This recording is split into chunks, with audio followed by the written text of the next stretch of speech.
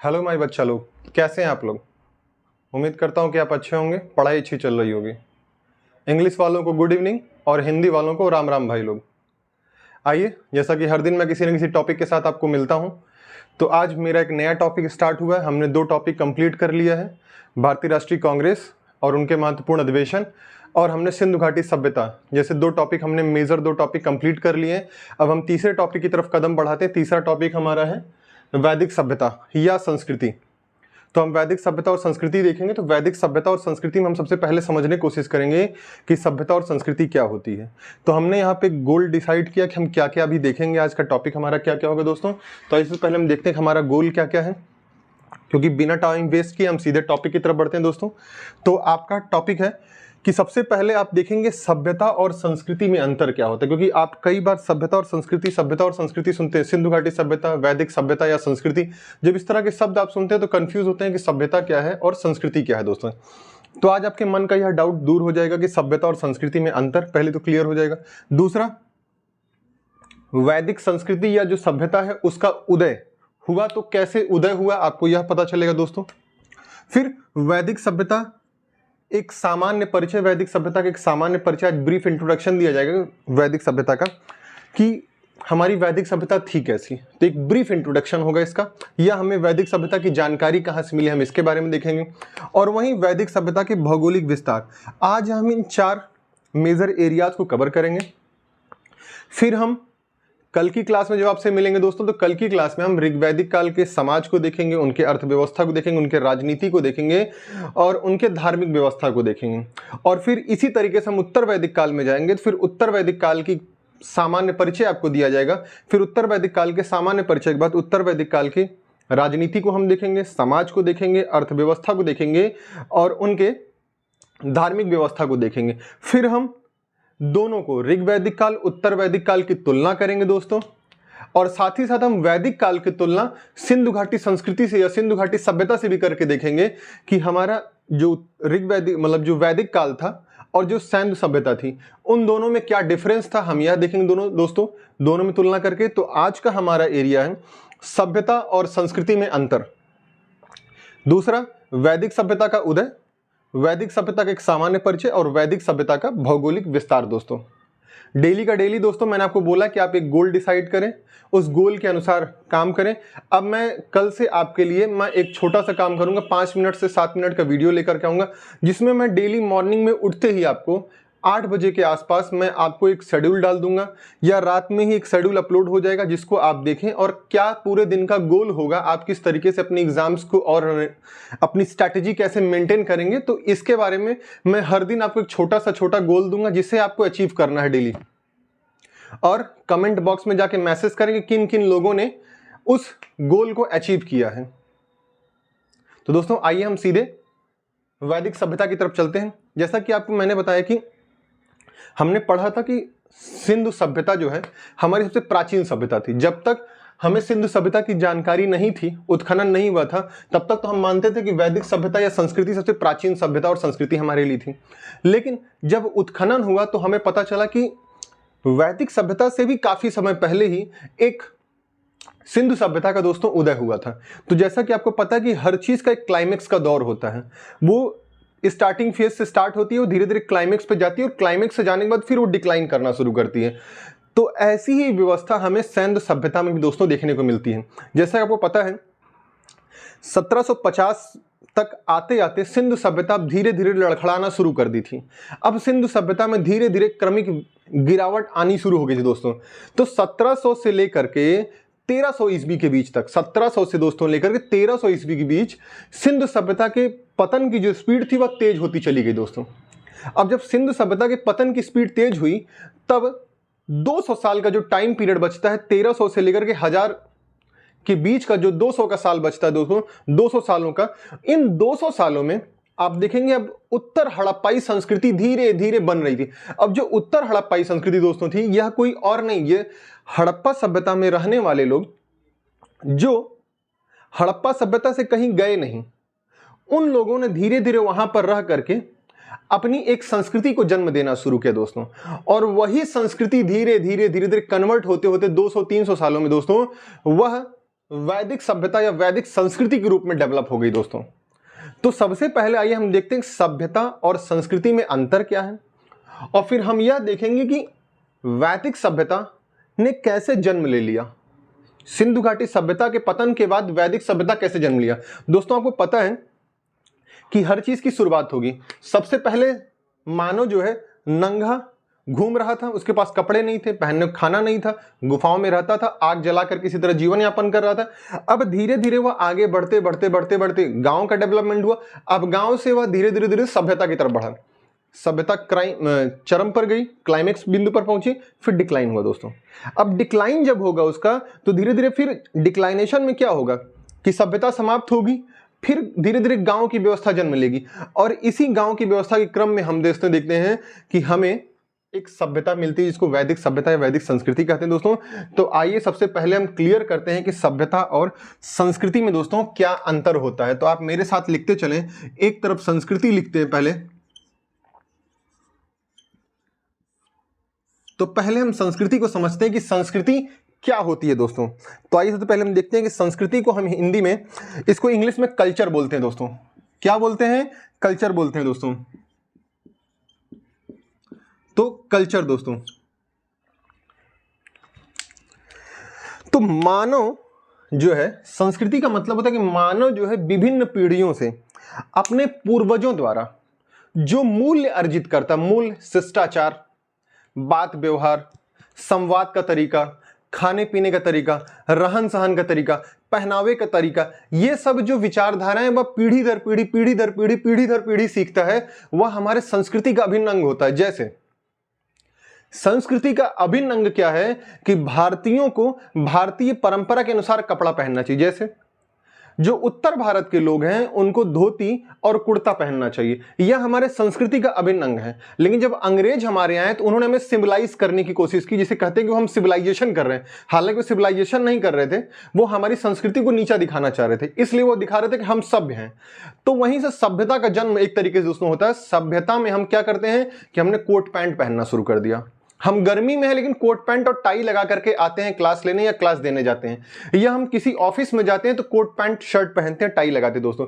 तो यह क्या बताता है कि वह सभ्यता बताता है। लेकिन जब हम अपने गेटअप में आते हैं, ओरिजिनल गेटअप जो हमारा देसी पहनावा है, जिसमें हम कुर्ता पहनते हैं, धोती पहनते हैं और गले में गमछा रखते हैं दोस्तों, तो यह हमारी अपनी पहचान है, जो हमें अपनी पहचान अपने पूर्वजों से मिलती है, जो अपनी वैल्यूज हमें पूर्वजों से मिलते हैं। इन्हीं वैल्यूज को हम क्या कहते हैं दोस्तों? संस्कृति कहते हैं। और संस्कृति क्रमिक रूप से हमें सीखने को मिलती है, और सभ्यता हम क्रमिक रूप से सभ्यता नहीं सीखते दोस्तों।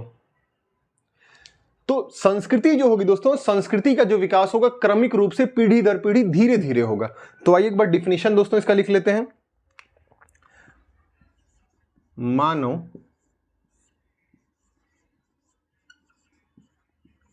विभिन्न पीढ़ियों द्वारा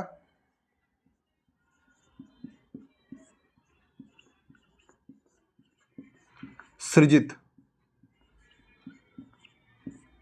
ज्ञान, बौद्धिक उपलब्धियां,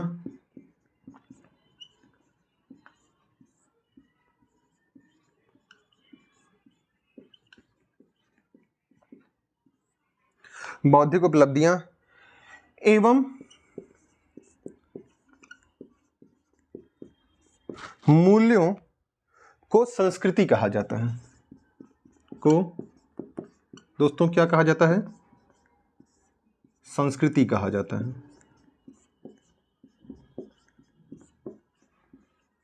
जैसे कि अपने पूर्वजों से घरेलू नुस्खा सीखते हैं कि किसी की तबीयत अगर खराब हो जाए दोस्तों तो हम कैसे इलाज करेंगे। हल्दी दूध में मिला के पीना, या हमने किससे सीखा? अपने पूर्वजों से सीखा। तो यह क्या हमारी संस्कृति का पार्ट है। वहीं हम जाते हैं बाहर से मेडिकल स्टोर से मेडिसिन ले आके खा लेते हैं, यह सभ्यता का परिचायक है दोस्तों।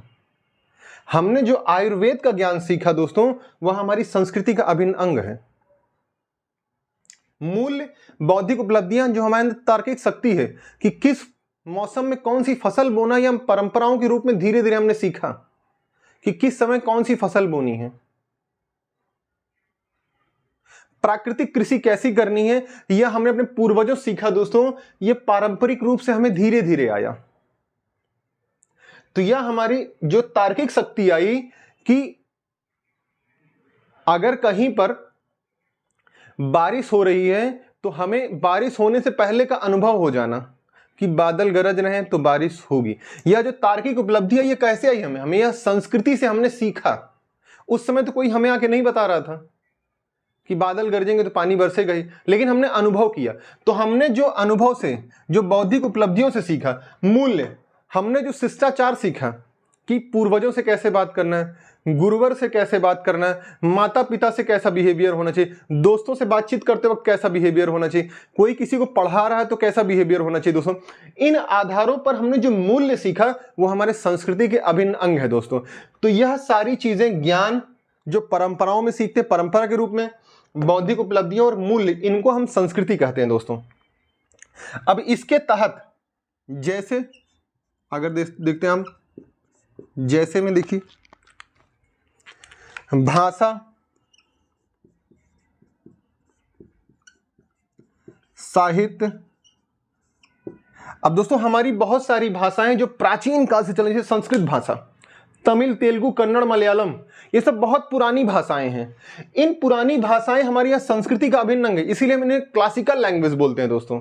क्लासिकल लैंग्वेज इसीलिए बोलते हैं क्योंकि वह हमारे संस्कृति का अभिन्न अंग है। साहित्य, कालिदास द्वारा लिखी गई पुस्तक, अर्थशास्त्र, कौटिल्य द्वारा लिखी गई पुस्तक। तो दोस्तों यह हमारे साहित्य जो है हमारे संस्कृति का अभिन्न अंग है दोस्तों।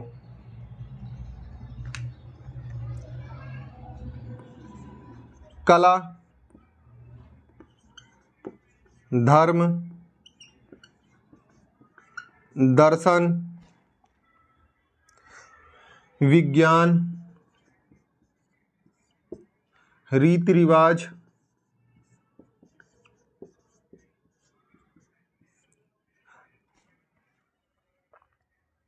परंपराएं,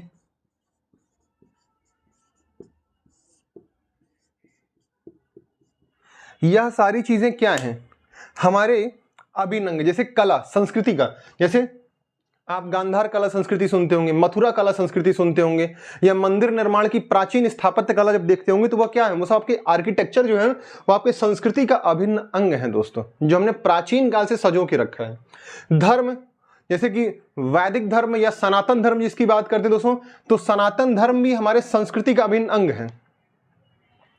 वहीं दर्शन, हम आत्मा की बात करते हैं, परमात्मा की बात करते हैं, उपनिषदों की बात करते हैं, तो यह सब क्या बताता है, यह हमारे दर्शन जो है यह दोस्तों हमें संस्कृति के हमारे अभिन्न अंग है। इसी प्रकार विज्ञान, रीति रिवाज, जैसे रीति रिवाज में आप देखते होंगे, जैसे माँ आपकी होंगी करवा चौथ का व्रत रखती होंगी अपने लिए, अपने पति के लिए, तो यह करवा चौथ का व्रत क्या है दोस्तों, यह आपके रीति रिवाज का अभिन्न अंग है। आप कोई किसी मंदिर में जाकर के माथा टेकते हैं तो यह क्या, रीति रिवाज का अभिन्न अंग है। परंपराएं आपकी, कुछ ऐसी परंपराएं जो आपको लगती हैं कि नहीं नहीं ऐसा तो सच नहीं है, पर हम फिर भी उन्हें करते हैं, तो वह हमारी परंपराओं में शामिल होते हैं दोस्तों। तो यह था संस्कृति का डिफिनीशन दोस्तों, मैंने आपको बता दिया। अब आइए हम एक बार देख लेते हैं कि सभ्यता क्या होती है दोस्तों।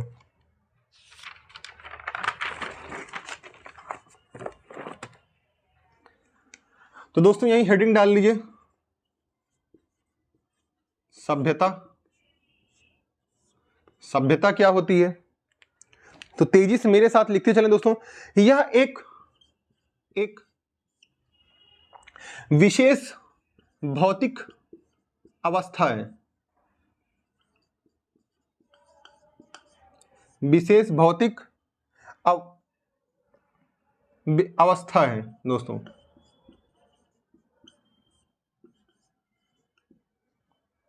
जिसमें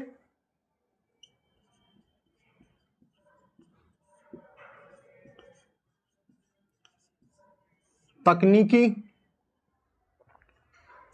आर्थिक प्रगति,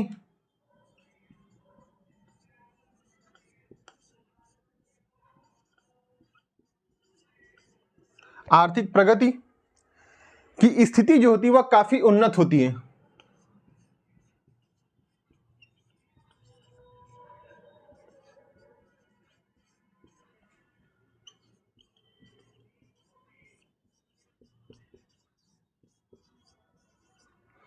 काफी उन्नत होती है दोस्तों। तो इसमें जो है दोस्तों हम लोग,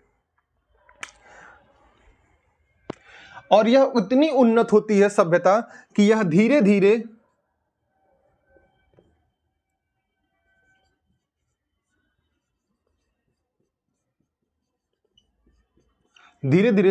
नगरीकरण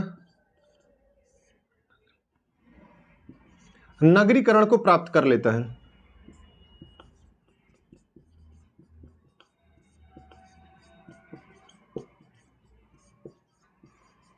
नगरीकरण को दोस्तों प्राप्त कर लेता है।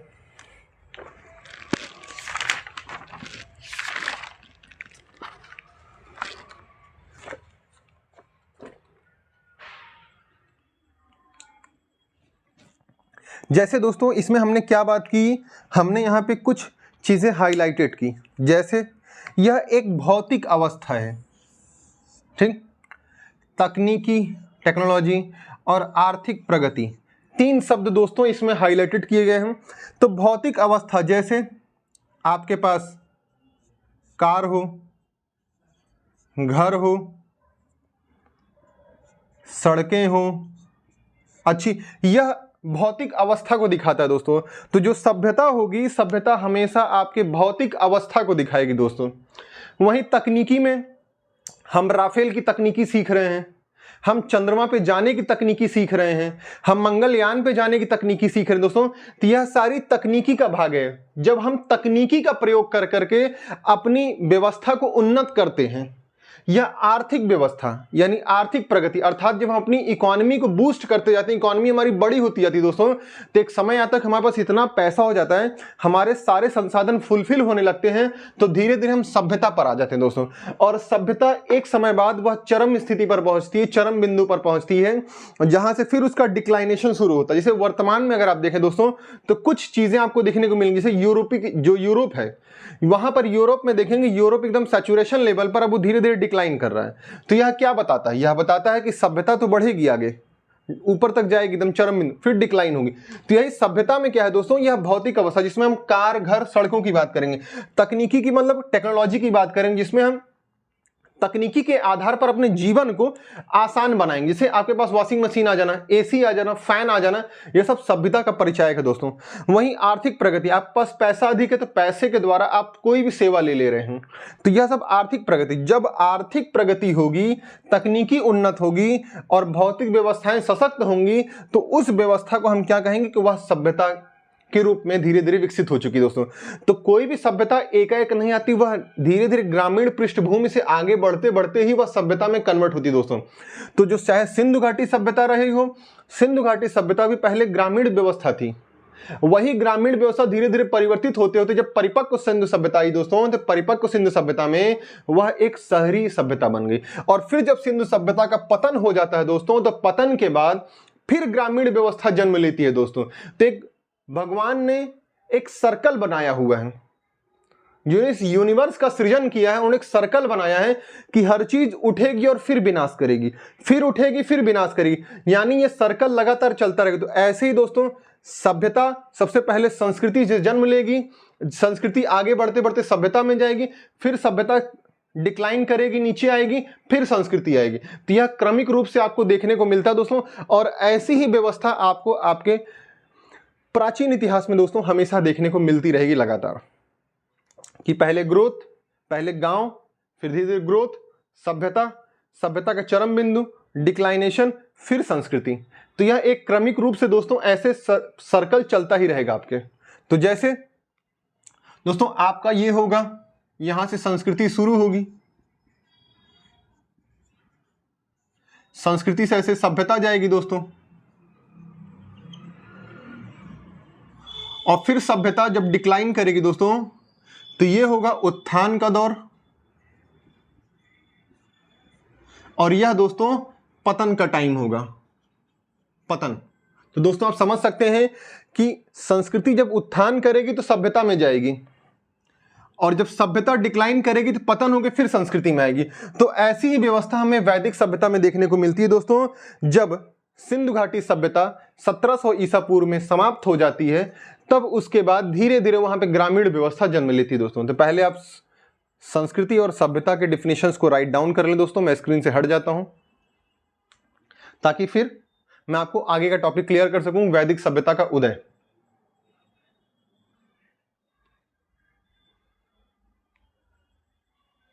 और दोस्तों लगातार चैनल के संख्या बल को बढ़ाते रहें। आप हमारे YouTube चैनल को अगर सर्च करना चाहते हैं तो YouTube पर जाएं, PCS मार्गदर्शक लिखें, डायरेक्ट आप हमारे चैनल तक तुरंत पहुंच जाएंगे।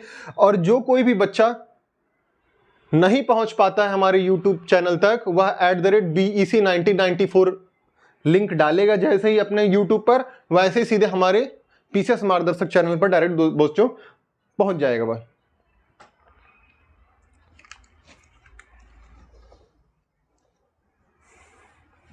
तो आइए दोस्तों, उम्मीद करता हूं आपने लिख लिया होगा। तेजी से लिखा करें दोस्तों, क्योंकि लिखना बहुत ज्यादा होता है।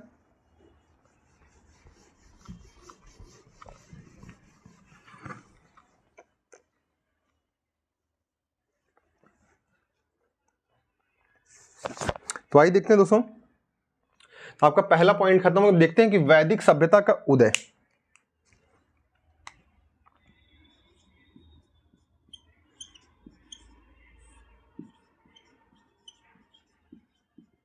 वैदिक सभ्यता का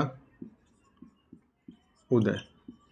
वैसे वैदिक जो थी वो सभ्यता नहीं दोस्तों, संस्कृति थी। लेकिन आपको कई बार सिनोनिम्स के रूप में कभी सभ्यता तो कभी संस्कृति, इन शब्दों का यूज लगातार आपको देखने को मिलता रहेगा दोस्तों। देखिए इसीलिए दोस्तों मैंने सभ्यता और संस्कृति इसी हिसाब से लिखी है कि आप समझ सकें। तो आइए दोस्तों देखते हैं, सिंधु सभ्यता का जो मोटा मोटा पतन होता है, सिंधु सभ्यता का पतन 1700 ईसा पूर्व से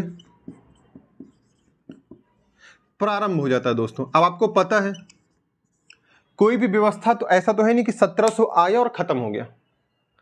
सभ्यता भी हो या संस्कृति हो या जो भी चीज हो, चाहे साम्राज्य हो, सबके डिक्लाइनेशन में भी एक वक्त लगता है। जब कोई सभ्यता एकदम चरम पर होगी, क्लाइमेक्स पर होगी, तो उसको पतन होने में, डिक्लाइन होने में उसे वक्त लगेगा। तो ऐसे ही सिंधु घाटी सभ्यता का पतन तो 1700 में शुरू हो गया, 1700 ईसा पूर्व से धीरे धीरे प्रारंभ हो गया। लेकिन 1700 से लेकर के 1300 के बीच में यह क्रम चलता रहता है। 1700 से दोस्तों 1300 ईसा पूर्व के बीच यह पतन का दौर चलता रहता है दोस्तों। मैं एकदम फिक्स एक्यूरेट डेट आपको नहीं बता रहा हूं, इसमें 40, 50 साल, 100 साल आगे पीछे अपने हिसाब से आप एडजस्ट कर लीजिए, क्योंकि वैदिक टाइम फेज में, उस टाइम फेज में हमें डेट का टाइम सही से पता नहीं है, तो इसलिए अपने हिसाब से आप टाइम को थोड़ा सा ऊपर नीचे एडजस्ट कर लीजिएगा। वहीं जब 1300 के बाद अगले 300 सालों तक देखेंगे, अगले 300 सालों तक सिंधु घाटी सभ्यता क्षेत्र में दो व्यवस्थाएं देखने को मिलती हैं दोस्तों। दो व्यवस्थाएं देखने को मिलती हैं, दो व्यवस्थाएं देखने को मिलती हैं। वह दो व्यवस्था कौन दोस्तों, फटाफट लिखिए, मैं दोस्तों फटाक से मिटाऊंगा, उसके बाद आगे भी लिखना है मुझे। 300 सालों तक, 1700 के बाद, मतलब 1700 से 300 ईसा पूर्व के बाद जो आगे के 300 साल, आगे के 300 सालों में दो व्यवस्थाएं सिंधु सभ्यता में देखने को मिलती हैं। सिंधु क्षेत्र में, सिंधु सभ्यता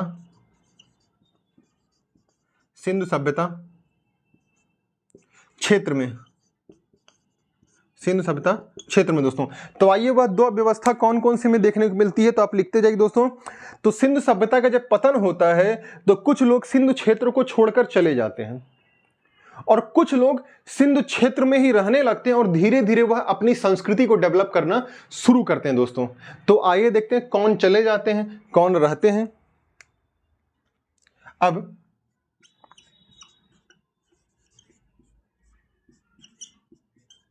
सिंधु क्षेत्र के बाहर, सिंधु क्षेत्र के बाहर कुछ लोगों ने कुछ लोग ग्रामीण रूप में रहने लगे, ग्रामीण रूप में रहने लगे। और कुछ लोग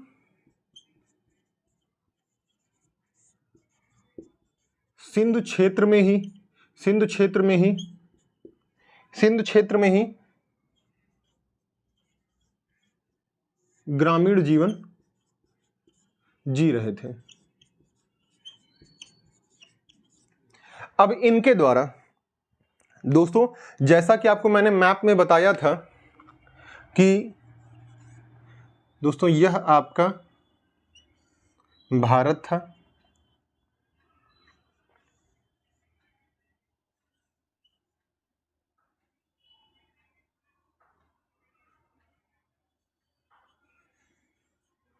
ये भारत, पाकिस्तान, अफगानिस्तान। तो दोस्तों इन क्षेत्रों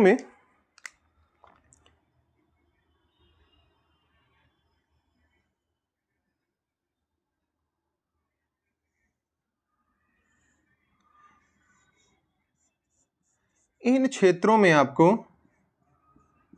सिंधु सभ्यता का विस्तार देखने को मिलता है दोस्तों। तो जो सिंधु सभ्यता का विस्तार आपको इन क्षेत्रों में देखने को मिलता है, इन्हीं में से कुछ लोग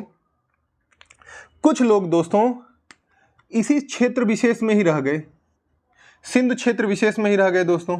अब ये सिंधु क्षेत्र विशेष में जो लोग रह गए, इन्होंने एक नई संस्कृति को जन्म दिया और कुछ लोग सिंधु क्षेत्र के बाहर के क्षेत्रों में चले गए। तो जो सिंधु क्षेत्र के बाहर चले गए लोग, वे अलग संस्कृति बनाए, और जो सिंधु क्षेत्र में रह गए दोस्तों, सिंधु सभ्यता के पतन के बाद वहां पर अलग ग्रामीण संस्कृति जन्म ली। तो आइए दोस्तों एक बार देखते हैं कि सिंधु क्षेत्र में ही रहने वाले ग्रामीण जो जीवन जी रहे थे उनका, और जो बाहर चले गए उनकी कौन कौन सी संस्कृतियां थी दोस्तों। तो फटाफट मेरे साथ तेजी से लिखते जाइए दोस्तों। जैसे सिंधु क्षेत्र में रहने वाले जो लोग थे, सिंधु क्षेत्र में के बाहर कुछ लोग ग्रामीण रूप में रहने लगे थे। अब ये लोग कौन थे, किस क्षेत्र विशेष के थे, आइए देखते हैं दोस्तों। तो पहला नाम आपको देखने को मिलेगा दोस्तों चहुंदड़ो क्षेत्र, और चहुंदड़ों में ही आपको झूकर और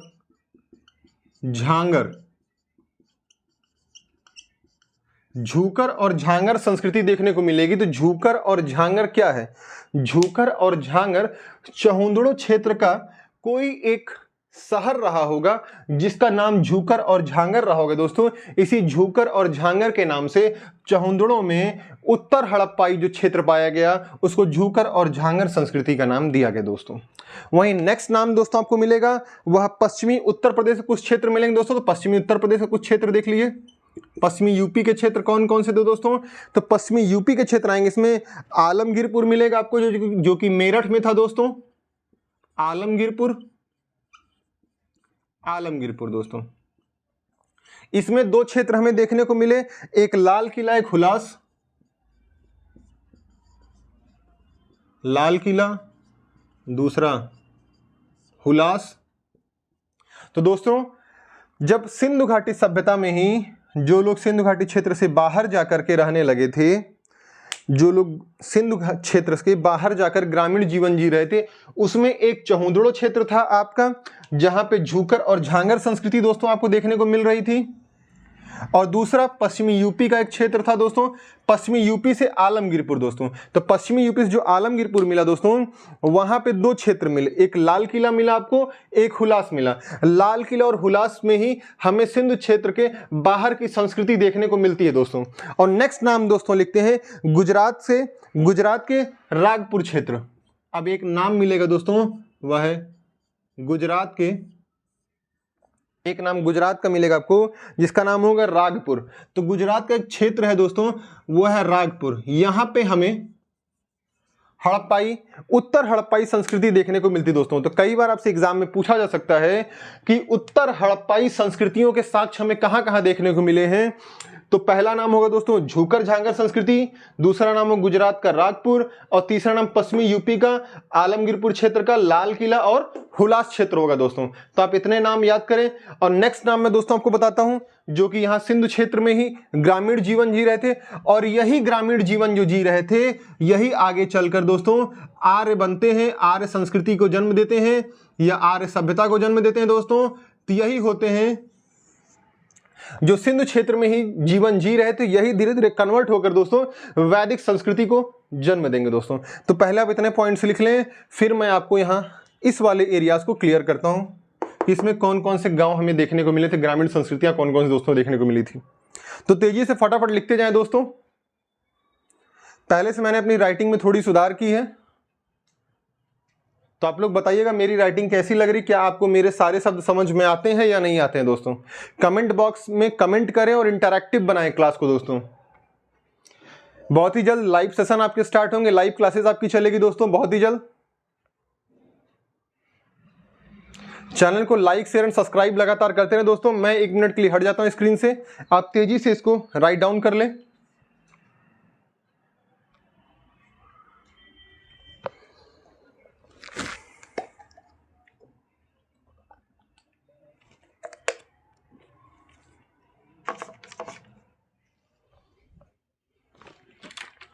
उम्मीद करता हूं दोस्तों आपने लिख लिया होगा।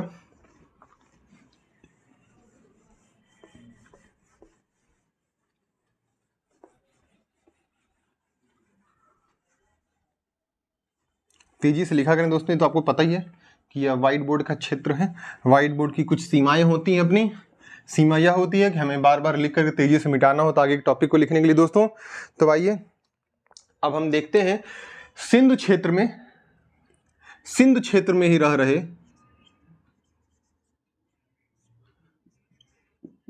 सिंधु क्षेत्र में ही रह रहे ग्रामीण लोग। अब कौन से थे इसमें, कौन कौन संस्कृतियां यहाँ दोस्तों मिली देखने को, आपसे कई बार एग्जाम में पूछा जा सकता है दोस्तों। तो तेजी से मेरे साथ यह नाम आप लिखते चलिएगा, क्योंकि मैं बहुत ज़्यादा टाइम आपको दूंगा नहीं लिखने को दोस्तों इसके बाद। तो पहला जहाँ से क्षेत्र मिलता है वह राजस्थान में मिलता है दोस्तों। तो दोस्तों राजस्थान से हमें कौन संस्कृति मिलती है, तो जिसका नाम होता है आहार संस्कृति। आहार संस्कृति हमें दोस्तों, आहार संस्कृति राजस्थान से मिलती है दोस्तों। यह आहार राजस्थान का एक क्षेत्र है, यह सबसे पहले खुदाई में प्राप्त हुआ, इसलिए हम राजस्थान के क्षेत्र में जो भी क्षेत्र पाए गए उनको हम आहार संस्कृति के नाम से दोस्तों जानते हैं। मध्य प्रदेश से दोस्तों हमें मध्य प्रदेश से 2 नाम मिलता है, एक मालवा और एक कायथा दोस्तों। मालवा व दूसरा कायथा क्षेत्र मिलता है दोस्तों। मालवा और कायथा दोस्तों, तो मालवा और कायथा में हम इन्हें मालवा संस्कृति के नाम से दोस्तों जानते हैं। मालवा संस्कृति के नाम से हम इन्हें जानते हैं, मालवा संस्कृति दोस्तों। और नेक्स्ट नेम होगा दोस्तों महाराष्ट्र। महाराष्ट्र में हमें जोरवे संस्कृति देखने को मिलती है। कौन सी? जोरवे संस्कृति देखने को मिलती है दोस्तों हमें। तो बच्चा लोगों फटाफट तीनों नाम लिखें, ताकि मैं आपको आगे का टॉपिक बताऊं कि आगे कौन कौन से चीजें लिखने को हैं। तो दोस्तों जो आहार संस्कृति से हमें क्षेत्र मिलता है, तो आहार संस्कृति से मिले हुए क्षेत्र कौन कौन से हैं, फटाफट तेजी के साथ लिखें दोस्तों। तो राजस्थान से हमें दोस्तों, राजस्थान से हमें 3 क्षेत्र मिलते हैं। एक का नाम आहार है दोस्तों, आहार। दूसरा का नाम दोस्तों बालाथल है, बालाथल। और तीसरा नाम दोस्तों, तीसरा नाम है इसका गिलुंद क्षेत्र, गिलुंद क्षेत्र। तो आहार सबसे पहले मिला हमें, इसलिए हम राजस्थान में पाई गई संस्कृति को हम आहार संस्कृति के नाम से जानते हैं दोस्तों। यह उत्तर हड़प्पाई संस्कृतियां हैं दोस्तों, आहार संस्कृति, मालवा संस्कृति और जोरवे संस्कृति दोस्तों। तो राजस्थान से हमें आहार संस्कृति कौन कौन क्षेत्र मिला? एक आहार खुद मिला, बालाथल मिला और गिलुंद मिला दोस्तों। नेक्स्ट नाम दोस्तों लिखते चलिए फटाफट, जोरवे संस्कृति दोस्तों। कौन संस्कृति? जोरवे संस्कृति दोस्तों। जोरवे संस्कृति से हमें कौन कौन सा क्षेत्र मिला दोस्तों? तो जोरवे संस्कृति से हमें इनाम गांव मिला है, दाइमाबाद मिला है, इनाम गांव, दाइमाबाद दोस्तों, दाइमाबाद मिला है। नेक्स्ट नाम दोस्तों नासिक मिला है आपको, और नेक्स्ट नाम दोस्तों प्रकाश मिला है। तो इतने क्षेत्र हमें दोस्तों जोरवे क्षेत्र से देखने को मिले हैं, जो कि जोरवे कहां का क्षेत्र दोस्तों? तो यह महाराष्ट्र का है। जोरवे संस्कृति के नाम से क्यों जानते हैं हम दोस्तों इन्हें? क्योंकि सबसे पहले हमें महाराष्ट्र में खुदाई करने पर उत्तर हड़प्पाई क्षेत्रों में सबसे पहले हमें जोरवे संस्कृति मिला, इसलिए हम जोरवे संस्कृति के नाम से भी इस संस्कृति को जानते हैं। और जोरवे संस्कृति के तहत हमें इनाम गांव, दाइमाबाद, नासिक और प्रकाश क्षेत्र देखने को मिलता है दोस्तों। वहीं एक नाम आपको दोस्तों मिलता है मालवा क्षेत्र, मालवा संस्कृति, जो कि आपके मध्य प्रदेश की थी। मालवा क्षेत्र से हमें मिली है मालवा संस्कृति दोस्तों। कौन संस्कृति? मालवा संस्कृति दोस्तों। तो लिखिए चलिए मेरे साथ, मालवा संस्कृति, मालवा संस्कृति दोस्तों। तो मालवा संस्कृति से हमें कुछ नाम मिले हैं, जो कि एरण है, दूसरा नाम दोस्तों आपको माहेश्वर है, तीसरा नाम दोस्तों नवदा टोली,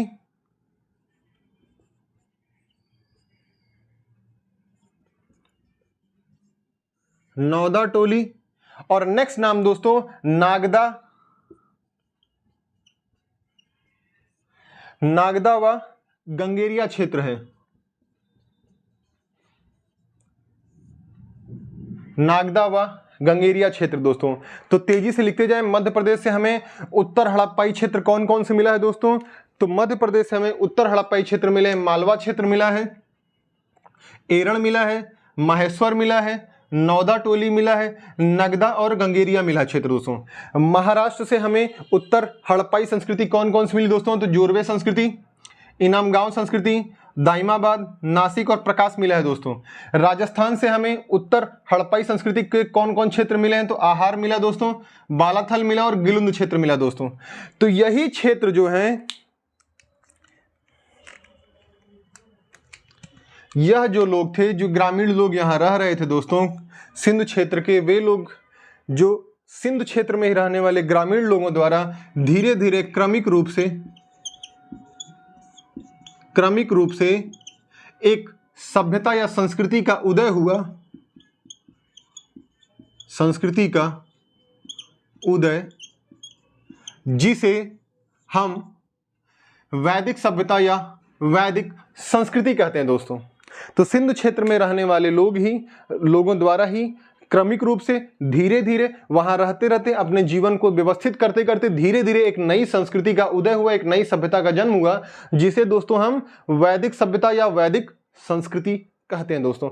तो आपका सेकंड टॉपिक भी क्लियर हो गया कि सभ्यता एवं संस्कृति में अंतर क्लियर, और वैदिक सभ्यता का उदय। हमने यह दो पार्ट देख लिया दोस्तों। अब नेक्स्ट पार्ट देखेंगे वैदिक सभ्यता का एक सामान्य परिचय और वैदिक सभ्यता का भौगोलिक विस्तार दोस्तों। तो बहुत तेजी के साथ इसको लिखते चलें दोस्तों।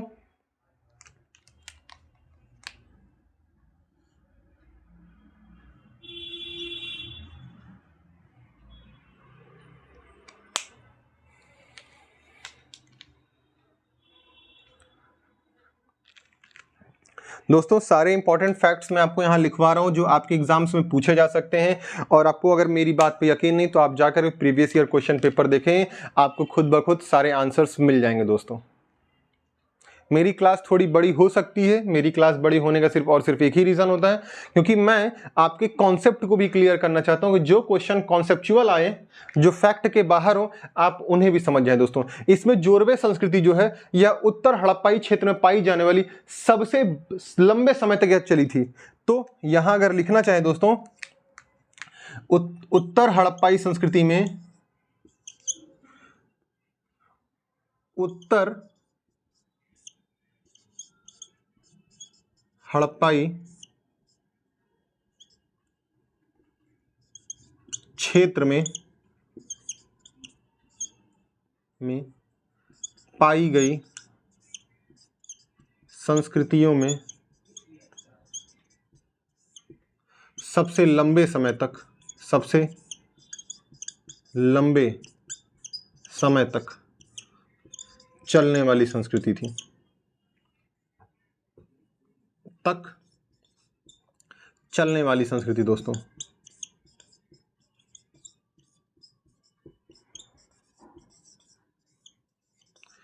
तो उत्तर हड़प्पाई क्षेत्र से पाई गई संस्कृतियों में सबसे लंबे समय तक चलने वाली कोई संस्कृति थी दोस्तों, तो कौन सी थी? वह जोरवे संस्कृति थी दोस्तों।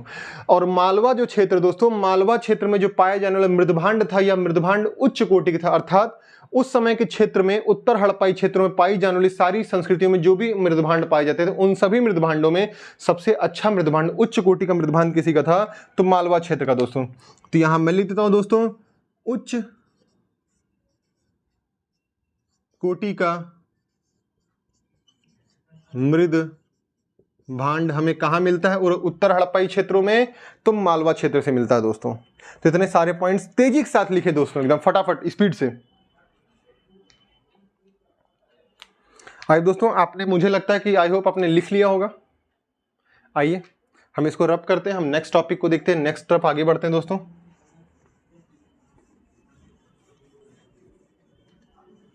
इतना डिटेल में दोस्तों आपको YouTube पर कोई नहीं पढ़ाएगा। और बच्चा लोगों, चैनल को शेयर करें जरूर, ताकि हमें भी तो कुछ मिले, कि पता तो चले कि हमारे बच्चे हमारे लिए क्या कर रहे हैं। हम तो बच्चों के लिए गला फाड़ रहे हैं, क्या बच्चे भी हमारे लिए कोई मेहनत कर रहे हैं? हमें यह भी तो पता चलना चाहिए दोस्तों। तो बच्चा लोगों, चैनल शेयर जरूर होना चाहिए।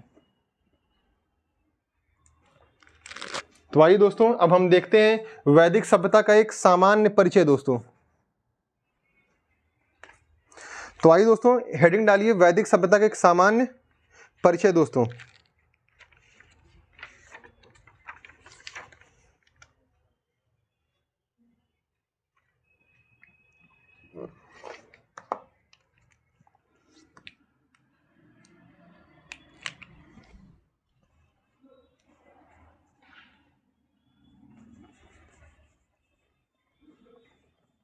वैदिक सभ्यता का एक सामान्य परिचय दोस्तों। जो भी लोग हमारे व्हाट्सएप और टेलीग्राम चैनल से नहीं जुड़े हैं, वह जाएं, पीसीएस मार्गदर्शक का व्हाट्सएप और टेलीग्राम चैनल, वहां जाएं, उस लिंक से ऐड हो जाएं। वहां पे महत्वपूर्ण क्लासेस का नोटिफिकेशन आपको मिलेगा। और साथ ही साथ आपको जो भी क्लासेस यहाँ चलाई जा रही हैं, उन सारी क्लासेस की टू द पॉइंट्स, जैसे यहाँ पढ़ाया जा रहा है वैसे ही आपको नोट्स अवेलेबल करा दिया जाएगा दोस्तों, क्लास के तुरंत बाद ही। तो आइए दोस्तों, अब हम देखते हैं कि जो वैदिक सभ्यता का परिचय क्या था, सामान्य परिचय दोस्तों। एक सामान्य परिचय देखते हैं दोस्तों। उद्भव का टाइम सब कुछ मैंने आपको बता दिया है। अब सामान्य परिचय में दोस्तों हम वैदिक काल को दो भागों में बांटते हैं। एक उत्तर वैदिक काल होगा, सबसे पहले ऋग वैदिक काल या पूर्व वैदिक काल इसे बोलते हैं, ऋग वैदिक काल या पूर्व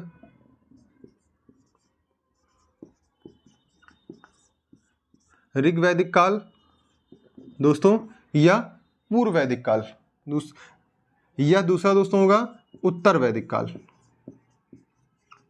उत्तर वैदिक काल दोस्तों। तो हम वैदिक काल को दो भागों में बांटते हैं दोस्तों। कैसे कैसे? एक पूर्व वैदिक या ऋग वैदिक काल, दूसरा दोस्तों होगा उत्तर वैदिक काल। तो आइए एक बार इनके हम टाइम पीरियड को देख लेते हैं। इनका टाइम पीरियड क्या था? जो पूर्व वैदिक काल दोस्तों, इसका टाइम पीरियड है 1500 बीसी से लेकर के 1000 बीसी दोस्तों। कितना? 1000 बीसी दोस्तों। और वहीं जो उत्तर वैदिक काल है दोस्तों, उत्तर वैदिक काल का टाइम पीरियड है 1000 बीसी से 600 बीसी। कितना दोस्तों? 1000 बीसी से 600 बीसी टाइम पीरियड उत्तर वैदिक काल का है। और 1500 से लेकर के 1000 बीसी तक का टाइम पीरियड दोस्तों हमारा ऋग वैदिक या पूर्व वैदिक काल है दोस्तों। तो जो ऋग वैदिक काल है दोस्तों, ऋग वैदिक की हमें सारी की सारी जानकारियां हमें ऋग्वेद से प्राप्त होती हैं, इसलिए हम इसको ऋग वैदिक काल के नाम से भी जानते हैं। और पूर्व वैदिक काल इसलिए बोलते हैं क्योंकि यह उत्तर वैदिक काल से पहले का काल था, इसलिए हम इसको पूर्व वैदिक काल के भी नाम से दोस्तों जानते हैं। और उत्तर वैदिक काल की समस्त जानकारियां हमें ऋग्वेद के अलावा जो अन्य वेद हैं, ब्राह्मण ग्रंथ हैं, उपनिषद हैं, वेदांग हैं, ज्योतिष ग्रंथ हैं, इन सभी से हमें दोस्तों आरण्यक, इन सभी से हमें वैदिक काल की उत्तर वैदिक काल की जानकारी मिलती दोस्तों। तो फटाक से मेरे साथ यहां लिख लें, हमें पूर्व वैदिक काल जो है, पूर्व वैदिक काल की जानकारी कहां से मिलती दोस्तों? तो पूर्व वैदिक काल की जानकारी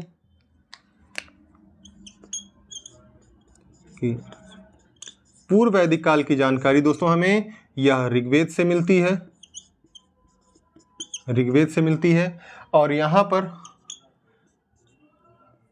यहां उत्तर वैदिक काल की जानकारी दोस्तों हमें ऋग्वेद के अलावा, ऋग्वेद के अलावा अन्य ग्रंथों या साहित्यों से मिलती है दोस्तों। जिसमें अन्य अलावा कौन कौन है, अन्य ग्रंथ कौन कौन से दोस्तों? फटाफट मेरे साथ लिखते जाइएगा। तो वह है अथर्ववेद, यजुर्वेद, सामवेद, ब्राह्मण ग्रंथ, आरण्यक,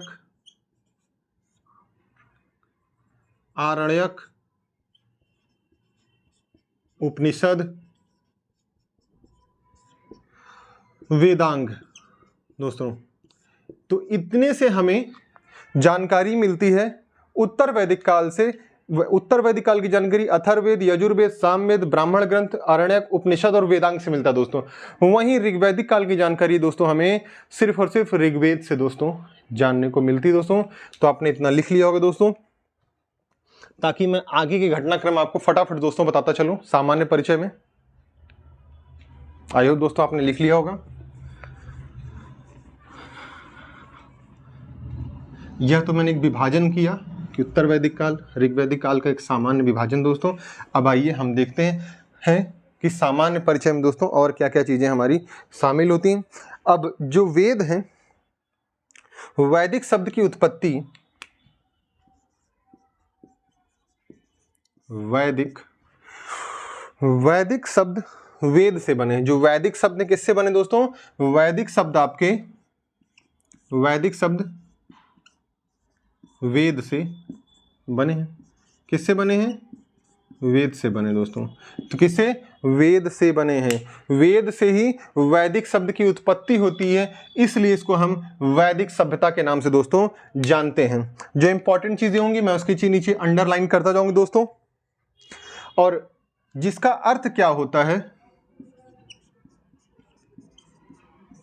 जिसका अर्थ होता है ज्ञान, ज्ञान दोस्तों। और वैदिक सभ्यता के निर्माता दोस्तों कौन थे? तो दोस्तों निर्माता होंगे इसके, आर्य थे निर्माता इसके दोस्तों। निर्माता कौन थे? आर्य लोग इसके निर्माता थे दोस्तों। और आर्य यह एक संस्कृत का शब्द है दोस्तों। आर्य एक संस्कृत का शब्द है दोस्तों। तो आर्य शब्द का मतलब दोस्तों होता है श्रेष्ठ। और श्रेष्ठ किसमें? भाषा में श्रेष्ठ हो, ना कि जाति में। तो जो यहाँ पे आर्य शब्द है, आर्य शब्द में जो यहाँ लिखा गया है, यह आर्य शब्द हमें श्रेष्ठता को इंगित करता है। जो भाषा के आधार पर श्रेष्ठ थे वह इंगित करता, ना कि जाति के आधार पर जो श्रेष्ठ थे उसको इंगित करता हो दोस्तों। तो यह श्रेष्ठ किस रूप में? भाषा के रूप में श्रेष्ठ। दूसरा, इसका अर्थ होता है उत्तम। इसका अर्थ होता है दोस्तों अभिजात्य।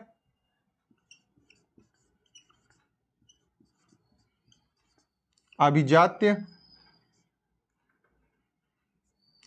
और तीसरा होता है दोस्तों, इसका मतलब होता है चौथा कुलीन दोस्तों। इसका अर्थ होता है कुलीन।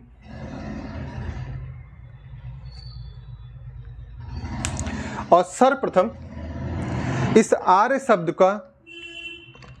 शब्द का प्रयोग किसने किया? सर्वप्रथम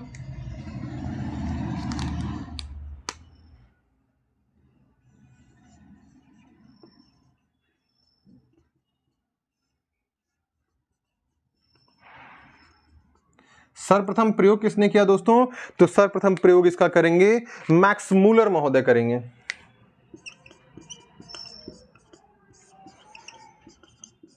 मैक्स मूलर ने किया था 1853 में दोस्तों।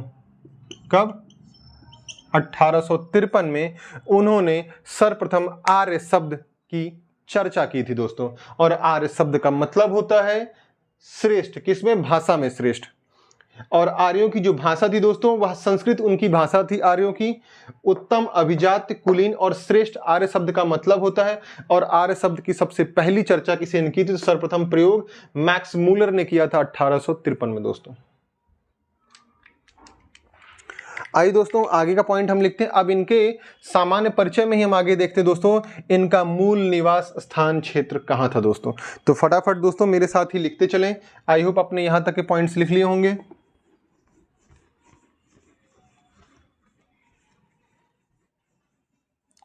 सामान्य परिचय में दोस्तों फटाफट देखते हैं कि इनका मूल निवास स्थान क्षेत्र कहाँ था दोस्तों। तो क्या मूल निवास स्थान क्षेत्र दोस्तों, क्योंकि मूल निवास स्थान क्षेत्र पे बहुत विवाद रहता है कि आर्य कहाँ से आए। हालांकि अब धीरे धीरे यह प्रूफ हो गया है कि आर्य कोई और नहीं, आर्य भारत के ही रहने वाले लोग थे या कहीं और से नहीं आए थे दोस्तों। लेकिन अभी भी एक विचारधारा चलती है कि आर्य लोग बाहर से आए हुए हैं दोस्तों। तो वह क्या क्या विचारधाराएं दी गई दोस्तों, आइए हम एक बार देख लेते हैं। तो सबसे पहले नाम इसमें आएगा दोस्तों हमारे मैक्स मूलर साहब का। मैक्स मूलर साहब। तो मैक्स मूलर साहब क्या बोलते हैं कि मध्य एशिया के क्षेत्र से आए हुए थे। कहां से? आर्य लोग जो हैं मध्य एशिया के क्षेत्र से आए थे। क्यों ऐसा इन्होंने बोला कि मध्य एशिया का क्षेत्र जो है दोस्तों वह ग्रासलैंड का क्षेत्र है। यह क्षेत्र दोस्तों ग्रासलैंड, घास भूमियां हैं। और जब घास में जब यहाँ पे जब भूमियों पर जब घास सूख जाता था तो अपने, क्योंकि आर्य लोग ग्रामीण थे, ग्रामीण होने के कारण दोस्तों आर्य लोग ग्रामीण थे और ग्रामीण होने के कारण यह पशुपालन का काम दोस्तों करते थे। जब यह पशुपालन का काम करते थे तो जब मध्य एशिया क्षेत्र में घास भूमियां खत्म हो जाती थी तो उसी की खोज में दोस्तों यह भारत की तरफ आ जाते थे और भारत में आकर के अपने पशुओं को घास चराते थे दोस्तों। और इस तरीके से वह भारत में निवास करने लगे। ऐसा विचार मैक्स मूलर महोदय का है दोस्तों। ठीक है दोस्तों। दूसरा पॉइंट दोस्तों डॉक्टर संपूर्णानंद बोलते हैं दोस्तों। डॉक्टर संपूर्णानंद क्या बोलते हैं दोस्तों?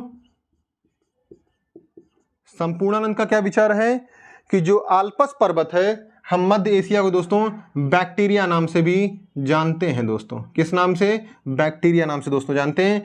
संपूर्णानंद ने क्या बताया कि आल्पस क्षेत्र दोस्तों। कौन सा क्षेत्र? आल्पस पर्वत का क्षेत्र। आल्पस पर्वत कहां है दोस्तों? यूरेशिया में है।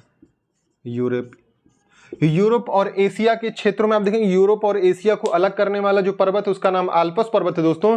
तो उसी आल्पस पर्वत से इनका क्या नाम है डॉक्टर संपूर्णानंद का, कि आल्पस पर्वत क्षेत्र से ही मूल निवासी वैदिक सभ्यता के, वैदिक संस्कृति को जन्म देने वाले आर्य लोगों का निवास क्षेत्र जो मूल था वह आल्पस क्षेत्र था। आल्पस क्षेत्र से हमारे भारत में प्रवेश करते दोस्तों। यह बात भी बहुत वैलिड नहीं है दोस्तों। तीसरा नाम आएगा दोस्तों बाल गंगाधर तिलक का। मैं यह नाम आपको इसलिए सारे बता रहा हूं क्योंकि आपसे कई बार यह क्वेश्चन पूछा जा चुका है कि आर्यों के मूल निवास स्थान क्षेत्र के बारे में किन्होंने क्या क्या बोला है दोस्तों। तो बाल गंगाधर तिलक ने क्या बोला दोस्तों? तो बाल गंगाधर तिलक का नाम भी कई बार पूछा गया। तो बाल गंगाधर तिलक ने आर्कटिक क्षेत्र दोस्तों बोला है। कौन सा क्षेत्र? आर्कटिक क्षेत्र दोस्तों बोला है। आर्कटिक क्षेत्र दोस्तों, यह आर्कटिक क्षेत्र जो है एक ध्रुवीय क्षेत्र है दोस्तों। यह ध्रुवीय क्षेत्र है। अगर आप ऐसा देखते हैं, यह आपका अर्थ है, यह आपका इक्वेटर है दोस्तों। तो यह जो क्षेत्र है दोस्तों, यह क्षेत्र जो है यह आपका ध्रुवीय या आर्कटिक क्षेत्र दोस्तों इसे कह सकते हैं आप। तो बाल गंगाधर तिलक का नाम था कि आर्कटिक क्षेत्र से, इन क्षेत्रों से होकर के आर्य लोग हमारे भारत में आए दोस्तों। चौथा दोस्तों, चौथा नाम है स्वामी दयानंद सरस्वती का। स्वामी दयानंद सरस्वती का नाम आपने सुना होगा। ये रिवाइवलिस्ट थे दोस्तों। इन्होंने पुनः हिंदू धर्म की स्थापना की बात करते हैं, वेदों की ओर लौटने की बात करते हैं। तो यही स्वामी दयानंद सरस्वती हैं। स्वामी दयानंद सरस्वती ने क्या विचार दिया? स्वामी दयानंद सरस्वती ने विचार दिया कि जो आर्य लोग थे यह तिब्बत क्षेत्र से आए थे। कहां से दोस्तों? तिब्बत क्षेत्र से आए हुए थे। वहीं कुछ और नाम है दोस्तों।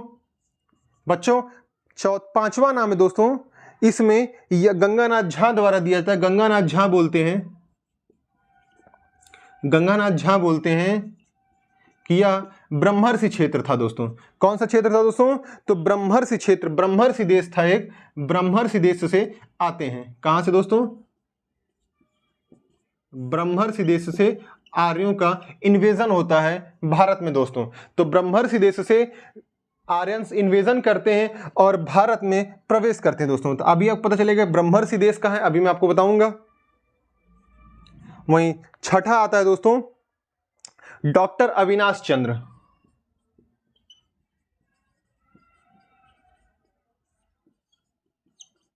डॉक्टर अविनाश चंद्र दोस्तों मानते हैं सप्त सैंधु क्षेत्र को। सप्त सैंधु क्षेत्र से दोस्तों आए थे कौन? कौन आए थे? आर्यंस आए थे सप्त सैंधु क्षेत्र से दोस्तों। तो आइए फटाफट आपको फटाक से बता देते हैं कि ब्रह्मर्षि देश कौन सा क्षेत्र है और आपका सप्त सैंधु क्षेत्र कौन सा है दोस्तों। तो यहां डालिए ब्रह्मर्षि देश दोस्तों, ब्रह्मर्षि देश। तो ब्रह्मर्षि देश दोस्तों हम किसे बोलते हैं बताइए?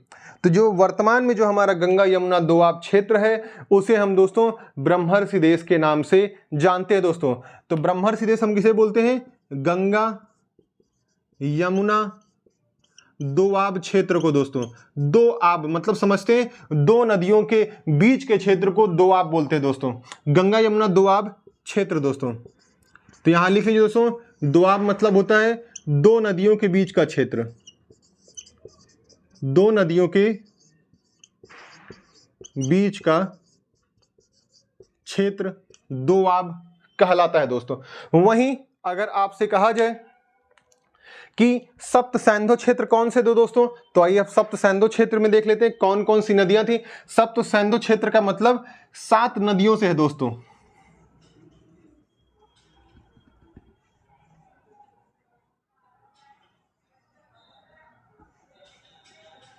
तो आइए दोस्तों एक बार लिख लेते हैं सप्त सैंधु क्षेत्र कौन कौन सा है आपका। तो सप्त सैंधु की हेडिंग डाल लीजिए। अब सप्त सैंधु से नाम ही समझ रहे हैं दोस्तों कि सिंधुओं का क्षेत्र, जहां पे सैंधु सभ्यता के लोग रहते थे दोस्तों। तो उसमें कौन कौन सा सप्त सैंधु क्षेत्र में कौन सा क्षेत्र आता है दोस्तों?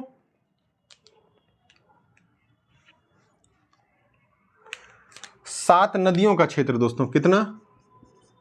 7 नदियों का क्षेत्र दोस्तों। अब 7 नदियों का क्षेत्र कौन कौन सा दोस्तों? तो फटाफट मेरे साथ नाम लिखते जाएं। एक है सिंधु, दूसरे का नाम दोस्तों है आपका सरस्वती, तीसरे का नाम दोस्तों है सतुद्री, सतुद्री को ही दोस्तों हम एक अन्य नाम से जानते हैं जिसका नाम सतलज है, सतलज दोस्तों। नेक्स्ट नाम दोस्तों सतलज के बाद आपका आएगा, वह नाम होगा दोस्तों बिपाशा। बिपाशा बसु नहीं दोस्तों, बिपाशा, क्योंकि बिपाशा नाम लेते ही आपके मन में बिपाशा बसु आ जाती हैं। बिपाशा मतलब व्यास। नेक्स्ट परुष्णी, परुष्णी दोस्तों। परुष्णी नदी को हम किस नाम से जानते हैं दोस्तों? तो परुष्णी को हम रावी नदी के नाम से जानते हैं दोस्तों। अभी आपको मैं बताऊंगा परुष्णी नदी क्यों फेमस थी दोस्तों। यहां पे एक युद्ध हुआ था दोस्तों, वितस्ता, वितस्ता यानी झेलम नदी दोस्तों। परुष्णी का नया नाम क्या है? रावी। वितस्ता का नया नाम दोस्तों झेलम है। वहीं एक और नाम दोस्तों आता है आस्किन, आस्किनी क्षेत्र, जिसको आस्किनी को हम दोस्तों वर्तमान में चिनाब नाम से जानते हैं दोस्तों। तो इतने नाम आप राइट डाउन कर लें दोस्तों। आई होप, उम्मीद करता हूं कि आपको सारे शब्द लगातार क्लियरली दिख रहे होंगे। तो सप्त सैंधु क्षेत्र उसे कहते हैं जहां पर यह 7 नदियों का क्षेत्र है, जिसमें सिंधु, सरस्वती, सतुद्री अर्थात सतलज, बिपाशा अर्थात ब्यास, परुष्णी अर्थात रावी, वितस्ता अर्थात झेलम, आस्किनी अर्थात चिनाब का क्षेत्र था। इस क्षेत्र को हम सप्त सैंधु क्षेत्र बोलते थे। तो डॉक्टर अविनाश चंद्र का नाम था कि इन क्षेत्रों से उठ करके आर्यन हमारे देश में प्रवेश किया अर्थात भारत में। वहीं ब्रह्मर्षि देश का विचार डॉक्टर गंगानाथ झा देते हैं। तो गंगानाथ झा का क्या का नाम है कि गंगा यमुना का जो दोआब क्षेत्र है, उन्हीं दो क्षेत्रों से के बीच का जो क्षेत्र था, वहीं से वैदिक सभ्यता के लोग का उदय होता है, या बाहर से आते हैं, या मूल निवास स्थान क्षेत्र दोस्तों होता है। तो वैसे तो देखा जाए वर्तमान में सबसे ज्यादा साइंटिफिक है दोस्तों वह यह क्षेत्र है आपका ब्रह्मर्षि देश और सप्त सिंधु क्षेत्र। क्योंकि मैंने आपको अभी थोड़ी देर पहले ही बताया कि जब सिंधु सभ्यता का पतन हो गया तो दो लोग जन्म लिए। दो लोगों में कौन कौन बचे? एक सप्त सिंधु क्षेत्र से अर्थात सिंधु क्षेत्र से थोड़ा बाहर जाकर के ग्रामीण जीवन जी रहे थे, और दूसरे लोग थे जो सिंधु क्षेत्र में ही अपना जीवन जी रहे थे दोस्तों। तो वही जो सिंधु क्षेत्र में जीवन जी रहे थे, यही लोग आगे चलकर दोस्तों वैदिक सभ्यता वैदिक संस्कृति का उदय करते हैं। लेकिन अभी भी जो सबसे ज्यादा मान्य सिद्धांत है, जो सबसे ज्यादा मान्य किया जाता है, वह मैक्स मूलर का विचार है दोस्तों। लेकिन जब कभी आप मेंस एग्जाम दे यूपीपीसीएस से यूपीएससी का मेंस, और आपसे पूछा जाए कि सिंधु सभ्यता वैदिक सभ्यता के जो लोग थे उनका मूल निवास स्थान क्षेत्र क्या था, तो इन सारे विचारों को देने के बाद आपका झुकाव सप्त सिंधु क्षेत्र की तरफ दोस्तों ज्यादा होना चाहिए। अर्थात डॉक्टर अविनाश चंद्र के विचार ज्यादा साइंटिफिक थे दोस्तों। लेकिन अगर आपसे फैक्चुअली पूछा जाता है कि प्रीलिम्स एग्जाम में कि मूल निवास स्थान वैदिक सभ्यता अर्थात आर्यंस का मूल निवास स्थान कहां था, तो दोस्तों आपका आंसर होगा मध्य एशिया क्षेत्र दोस्तों। यह सर्वाधिक मान्य सिद्धांत है दोस्तों, सर्वाधिक मान्य सिद्धांत। लेकिन अब वर्तमान में इसे महत्व दिया जा रहा है, वर्तमान में इसे महत्व दिया जा रहा है।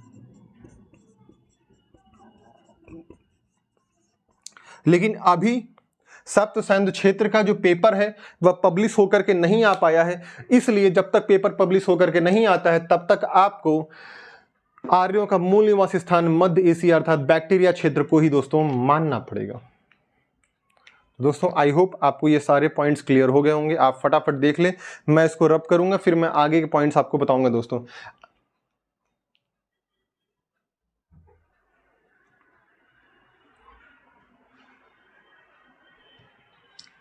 दोस्तों लगातार चैनल के संख्या बल को बढ़ाते रहें, लाइक शेयर एंड सब्सक्राइब करते रहें दोस्तों।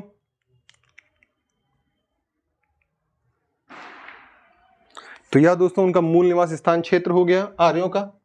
अब आइए हम देखते हैं सामान्य जानकारी में दोस्तों, और आगे के पार्ट्स को देखते हैं कि और क्या क्या चीजें इसमें हैं। अब हम देखेंगे कि जो वैदिक्स या जो आर्यंस थे इनकी जानकारी हमें कहाँ से मिलती है, इनके बारे में हम कहाँ से देख सकते हैं, कहाँ से पढ़ सकते हैं। तो आइए सबसे पहले हम इनके बारे में देखेंगे कि जानकारी के स्रोत क्या थे दोस्तों। इनके जानकारी के स्रोत, तो दोस्तों मेरे साथ ही लिखते चलें, जानकारी के स्रोत क्या थे।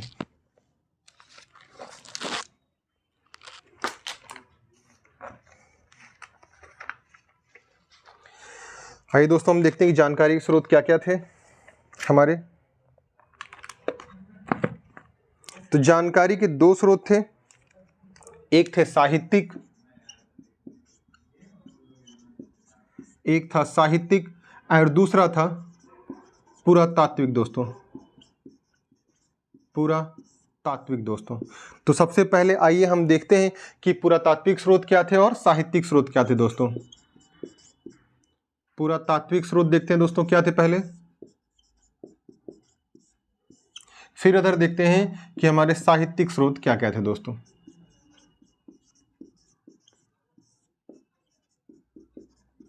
साहित्यिक स्रोत क्या थे दोस्तों, तब पुरातात्विक स्रोत सबसे पहले देख लेते हैं दोस्तों। तो पुरातात्विक स्रोतों की अगर बात करें तो सबसे पहले मिलेगा हमारा बोगाजकोई का अभिलेख। अब पुरातत्व मतलब अब तो समझ ही गए होंगे दोस्तों, पुरातत्व का मतलब क्या होता है। पुरातत्व का मतलब होता है उत्खनन के द्वारा प्राप्त हुए साक्ष्य, अर्थात स्थल, मृदभांड, कोई आकृति, कोई संरचना जो मिलती है दोस्तों, कोई स्तंभ मिलता है, कोई मंदिर स्ट्रक्चर मिलता है, तो यह दोस्तों पुरातत्व में आता है। साहित्य में आती है दोस्तों पुस्तकें आती हैं, जो उस पर लिखी गई पुस्तकें हैं। तो इसके लिए दोस्तों वैदिक चीजें आएंगी, वैदिक पुस्तकें आएंगी। आइए देखते हैं सबसे पहले दोस्तों बोगाजकोई से बुगाचकोई से अभिलेख मिला है दोस्तों, अभिलेख मिला। और यह अभिलेख जो है दोस्तों यह 1400 BC का है। कब का है? 1400 BC का है। और इस पर हमें कुछ चीज़ें मिलती हैं। क्या नाम मिलते हैं? तो प्रमुख नाम फटाफट मेरे साथ लिखते जाएं।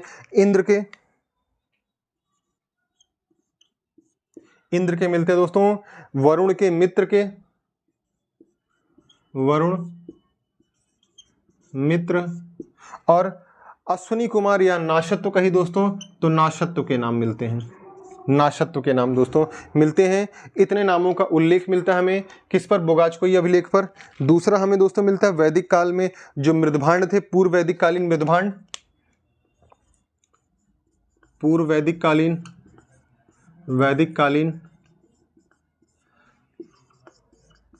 मृदभांड। तो पूर्व वैदिक कालीन मृदभांड दोस्तों जो कौन से थे? गैरिक मृदभांड थे, गैरिक। जो पूर्व वैदिक काल अर्थात वैदिक काल के पहले जो मृदभांड मिलते दोस्तों तो वह गैरिक मृदभांड थे। और तीसरा पॉइंट दोस्तों आएगा इसमें उत्तर वैदिक काल, उत्तर वैदिक काल की जो मृदभांड है दोस्तों वह कौन से हैं? वह चित्रित धूसर मृदभांड है दोस्तों। तो चित्रित धूसर मृदभांड दोस्तों। तो फटाक से इतने पॉइंट्स दोस्तों लिख लें आप।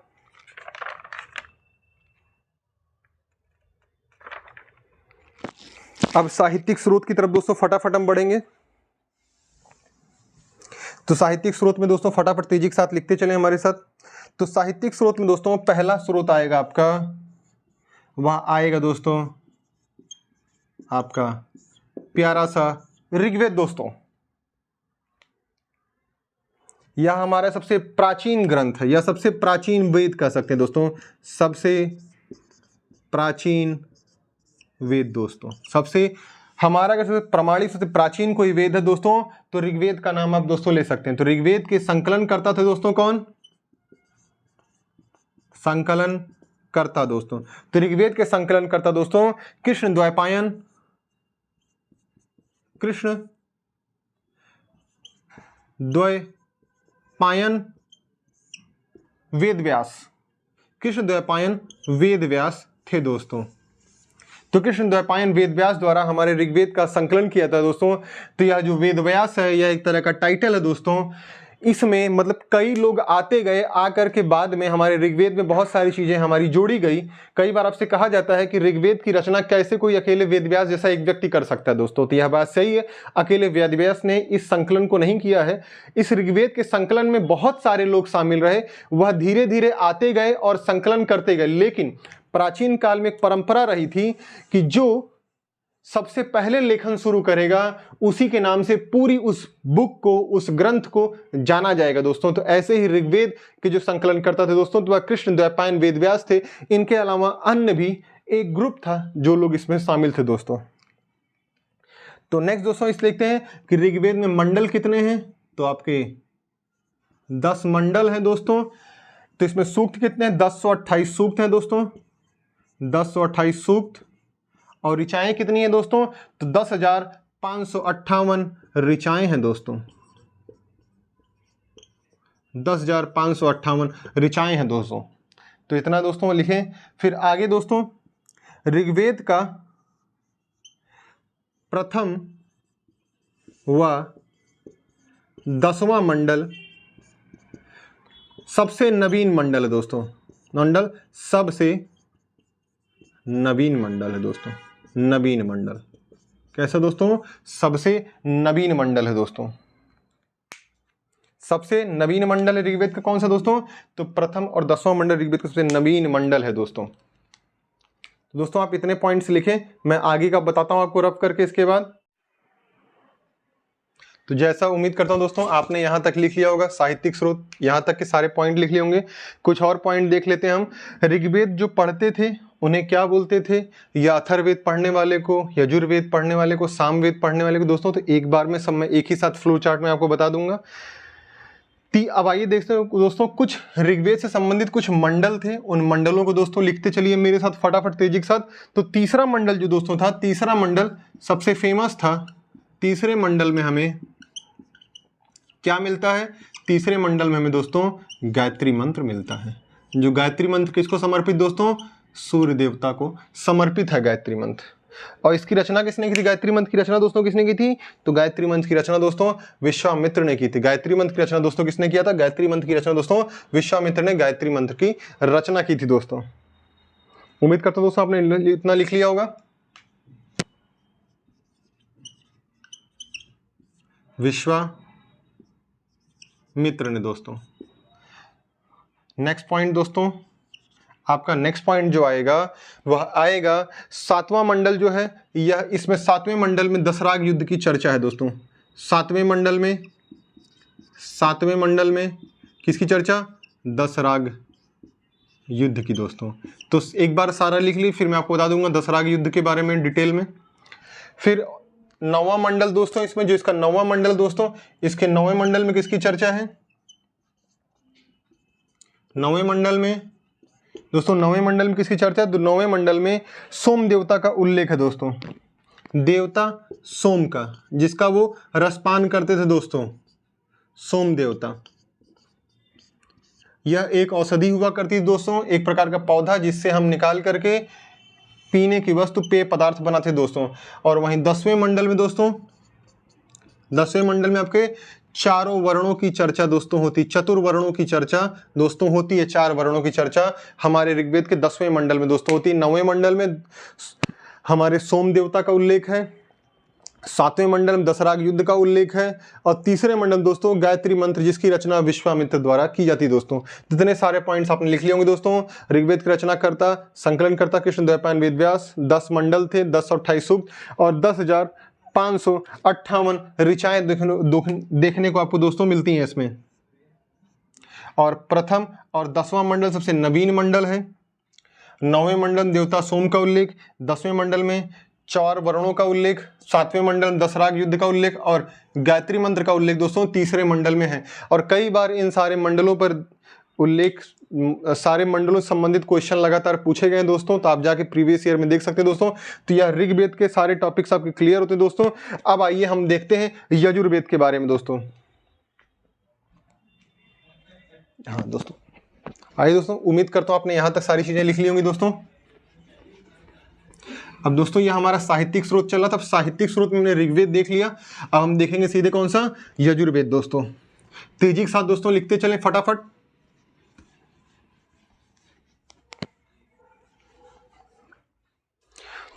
नेक्स्ट हेडिंग होगी दोस्तों यजुर्वेद। कौन सा दोस्तों? यजुर्वेद। आपका यजुर्वेद के बारे में दोस्तों लिखते हैं, इसमें यज्ञों के नियम की चर्चा की। किसकी चर्चा है? यज्ञों के नियम की चर्चा। तो यज्ञों के नियम की चर्चा दोस्तों किसमें मिलती है आपको? यजुर्वेद में। और क्या यज्ञ के दौरान क्या विधि विधान होने चाहिए, इस विधि विधान की भी चर्चा हमें मिलती है दोस्तों यजुर्वेद में। नेक्स्ट पॉइंट दोस्तों, यजुर्वेद जो है पद्य एवं गद्य दोनों रूप में लिखा गया दोस्तों। किसे? पद्य एवं गद्य दोनों रूपों में लिखा गया है दोस्तों। पद्य एवं गद्य दोनों रूपों में लिखा गया दोस्तों। यजुर्वेद के 2 भाग हैं। यजुर्वेद के 2 भाग कौन कौन दोस्तों? एक कृष्ण यजुर्वेद, एक कृष्ण यजुर्वेद दोस्तों आपका, दूसरा आपका होगा शुक्ल यजुर्वेद। शुक्ल यजुर्वेद दोस्तों। कृष्ण यजुर्वेद को हमने दोस्तों गद्य और पद्य दोनों में लिखा है, गद्य और पद्य दोनों में। वहीं जो शुक्ल यजुर्वेद है, शुक्ल यजुर्वेद को केवल हमने दोस्तों पद्य के रूप में लिखा है दोस्तों। किस रूप में? केवल और केवल पद्य के रूप में दोस्तों लिखा है हमने। वहीं इसके उपनिषद कौन कौन से थे दोस्तों? तो इसके उपनिषदों की चर्चा, तो यजुर्वेद के उपनिषद का नाम क्या था दोस्तों? कठोपनिषद, कठोपनिषद दोस्तों। उसके बाद नेक्स्ट ईशोपनिषद, ईशोपनिषद। नेक्स्ट होगा आपका दोस्तों श्वेता श्वेतर उपनिषद, श्वेता श्वेतर उपनिषद।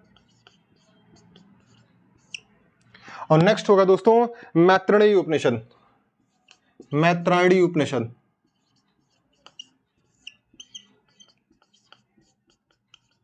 तो दोस्तों तेजी के साथ लिखें इतने सारे पॉइंट्स यजुर्वेद से संबंधित। फिर दोस्तों हम यहीं पे सामवेद लिख देते हैं। आपका सामवेद से संबंधित क्या क्या पॉइंट्स हमारे थे दोस्तों, तो सामवेद का तेजी से लिखते जाएं। सामवेद में ही हमें दोस्तों साम का अर्थ क्या होता है, साम का अर्थ दोस्तों होता है, साम का अर्थ दोस्तों होगा गान तथा गाना गाना, गान। साम का अर्थ दोस्तों गान होगा। नेक्स्ट पॉइंट दोस्तों, यज्ञों के अवसर पर जो गीत गाया जाता था, यज्ञों के अवसर पर गाए जाने वाले गीतों का संकलन किसमें दोस्तों, यज्ञों के दौरान होने वाले जो यज्ञ होते थे, यज्ञ के अवसर पर जो हम गीत गाते थे, उन गीतों का संकलन हमें दोस्तों सामवेद में मिलता है।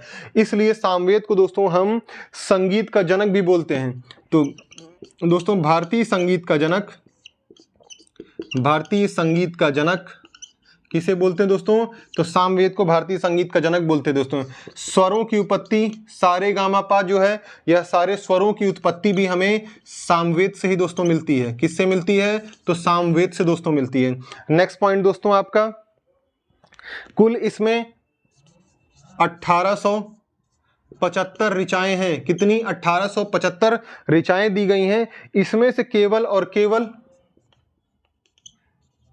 ऋचाएं, केवल 99 मंत्र या ऋचाएं इनकी स्वयं की हैं।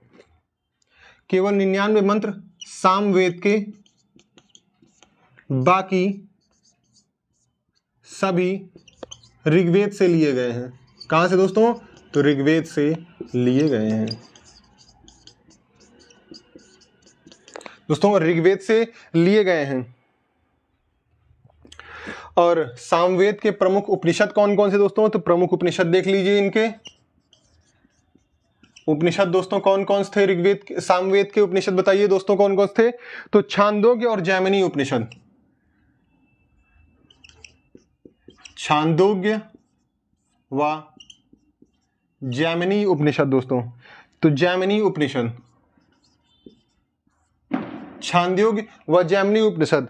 बच्चों फटाफट लिखें, बच्चा लोग चैनल को शेयर जरूर करें।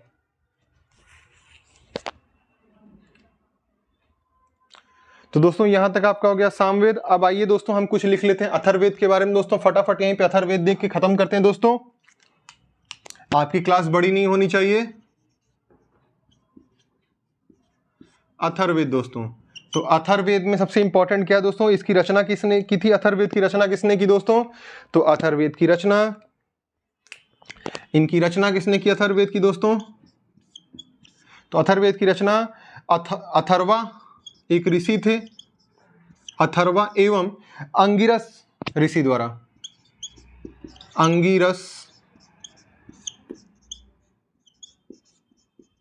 अंगिरस ऋषि द्वारा इसकी रचना की गई दोस्तों। इसमें 731 सूक्त हैं।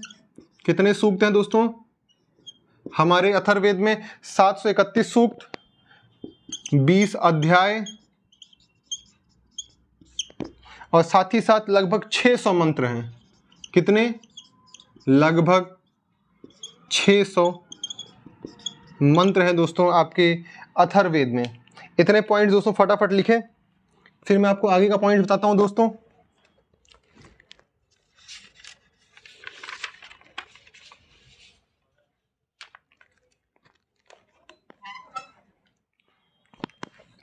दोस्तों इसमें होगा ब्रह्म ज्ञान,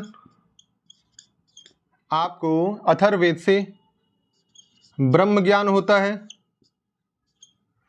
सेकंड, आपको धर्म के बारे में जानकारी मिलती है, औषधियों के बारे में जानकारी मिलती है, जादू टोना,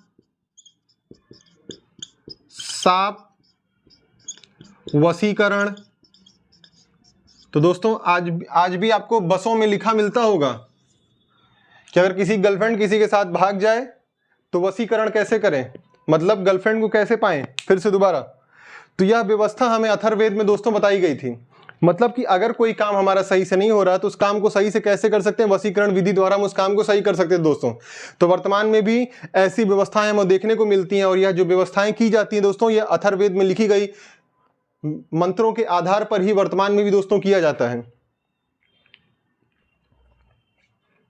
अब देखिए दोस्तों, वशीकरण मैंने गर्लफ्रेंड का नाम इसलिए लिखा कि गर्लफ्रेंड ही सबकी भागती हैं, इसलिए वशीकरण ज्यादातर वर्तमान लड़के सोचते हैं वशीकरण गर्लफ्रेंड का वशीकरण हो जाए बस। तो दोस्तों आप इतना समझ सकते हैं, अथर्ववेद में ये सारे पॉइंट्स दिए गए थे दोस्तों। कुछ अथर्ववेद के उपनिषद दोस्तों लिख लीजिए फटाक से यहीं पर। इनके अथर्ववेद के उपनिषद कौन कौन से थे दोस्तों? तो अथर्ववेद के उपनिषद का नाम था एक मुंडकोपनिषद, मुंड कोपनिषद दोस्तों, मुंडकोपनिषद। नेक्स्ट दोस्तों होगा आपका प्रश्नोपनिषद, प्रश्नोपनिषद दोस्तों। और नेक्स्ट दोस्तों होगा आपका मांडुक्य उपनिषद, मांडुक्य उपनिषद। और जो हमारा सत्यमेव जयते शब्द है वह सत्यमेव जयते कहां से लिया गया दोस्तों? तो मुंडकोपनिषद से ही हमारे सत्यमेव जयते शब्द को लिया गया है दोस्तों। सत्यमेव जयते अर्थात सत्य की ही विजय होगी। तो सत्यमेव जयते शब्द हमने कहां से लिया दोस्तों? तो मुंडकोपनिषद से लिया है दोस्तों। तो इतने सारे पॉइंट्स फटाफट लिखें दोस्तों। अब दो चीजें और रह गई दोस्तों, फटाक से मैं आपका बता करके आपकी क्लास आज यहीं समाप्त हो जाएगी दोस्तों। इसके बाद उम्मीद करता हूं दोस्तों आपने इतने सारे पॉइंट्स आपने लिख लिए होंगे।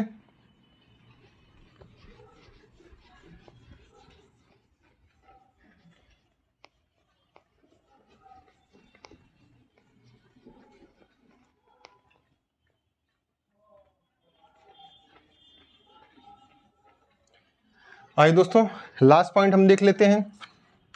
ऋग्वेद के पढ़ने वाले क्या बोलते हैं दोस्तों? एक तरफ दोस्तों लिखिए आप पढ़ने वाले, जैसे कि आप पढ़ते हैं वैसे ही ऋग्वेद को पढ़ने वाले कौन थे, और इनके उपवेद किसके किसके उपवेद क्या क्या थे वो लिख लीजिए दोस्तों फटाफट। और एक तरफ लिख लीजिए दोस्तों यहाँ पर वेद कौन से थे। तो सबसे पहले दोस्तों आपका सबसे प्यारा वेद आएगा वह है ऋग्वेद। तो ऋग्वेद दोस्तों, तो ऋग्वेद के पढ़ने वाले को दोस्तों क्या कहते थे? होता कहते थे, होत्र। ऋग्वेद के पढ़ने वाले को होत्र कहते थे। और ऋग्वेद के उपवेद को दोस्तों आयुर्वेद बोलते थे। क्या? आयुर्वेद। वहीं ऋग्वेद के मतलब सामवेद का पढ़ने वाले को दोस्तों उद्गाता, उद्गाता।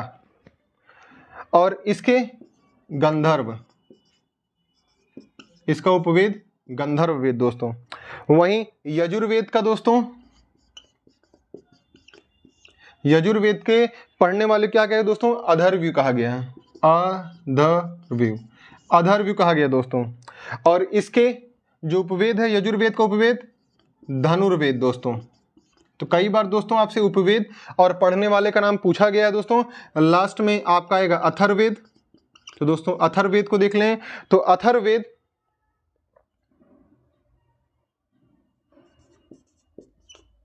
दोस्तों, अथर्ववेद को पढ़ने वाले को ब्रह्मा कहा गया है, ब्रह्मा कहा गया है। और इसका उपवेद दोस्तों शिल्पवेद है। कौन सा उपवेद है? शिल्पवेद दोस्तों। और ऋग्वेद के ही अब दोस्तों यहां ब्राह्मण ग्रंथ लिख लीजिए सीधे एक साथ ही, ब्राह्मण ग्रंथ। तो ऋग्वेद के ब्राह्मण ग्रंथों का नाम दोस्तों क्या है?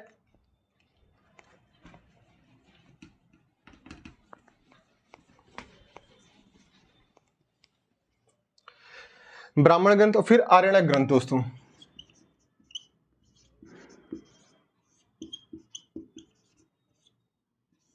तो दोस्तों आइए हम सबसे पहले ब्राह्मण ग्रंथ लिखते हैं। तो ऋग्वेद के ब्राह्मण ग्रंथ का नाम दोस्तों ऐतरेय और कौशितकी है। क्या है?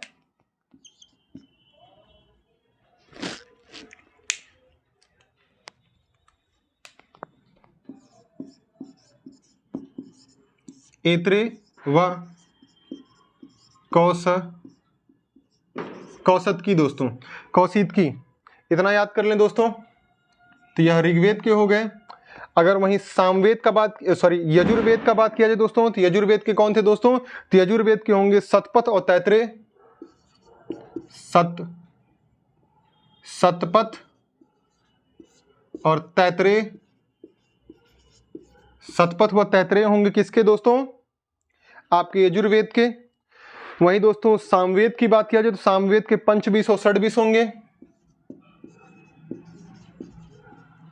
पंचविश एंड षड्विश दोस्तों। और वहीं लास्ट दोस्तों अथर्ववेद का आपका होगा गोपथ।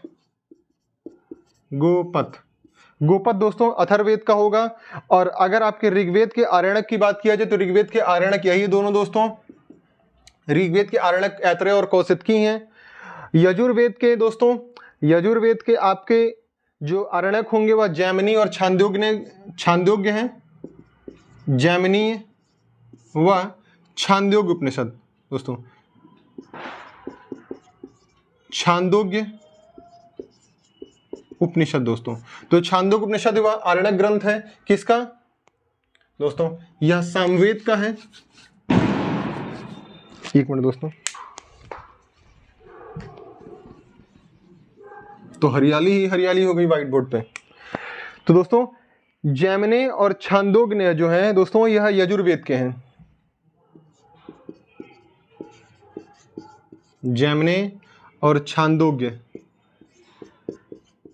जैमिनी और छांदोग्य जो है दोस्तों आपके यजुर्वेद के हैं। वहीं आपके सामवेद के तैतरेय और शतपथ हैं, तैतरेय व शतपथ बच्चों। तो इतने सारे पॉइंट्स फटाफट दोस्तों लिख लें बच्चों।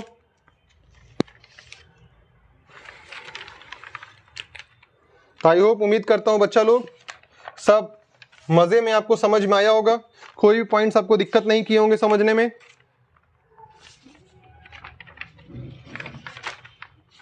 तो आइए दोस्तों बच्चा लोग अपनी बात को यहीं समाप्त करते हैं। राम राम भाई लोग, अपनी बात को यहीं समाप्त करते हैं। गुड नाइट, जय हिंद, जय भारत दोस्तों, नमस्कार।